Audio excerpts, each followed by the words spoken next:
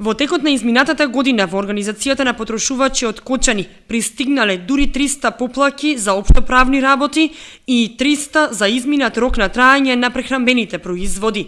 30 поплаки од граѓаните за повеќе фактурирана вода од потрошеното и нечитање на водомерите од страна на комуналното јавно претпријатие Водовод. 44 имало од Евана, која барала да се плати долг кој не постои. 30 на граѓани се пожалиле на беспричинско исклучување од фиксната и мобилна телефонија и интернет провајдерите. Исклучување имало и за редовните плаќачи, велат потрошувачите. Од мобилната телефонија 12 потрошувачи се пожалиле дека купиле неисправни телефони. За неквалитетна услуга од кабелските телевизии се пожалиле 10 граѓани. 12 пристигнале од туристички агенции за неквалитетна услуга и сместување далеку полошо од очекуваното и договореното.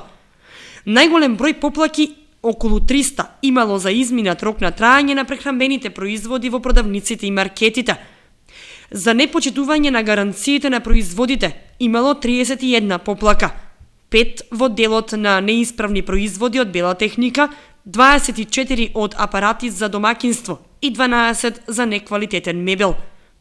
Општоправни советувања имало 181, и тоа лични, телефонски и писмени советувања. За расфрлан смет кој Водовод не го собира имало 10 поплаки.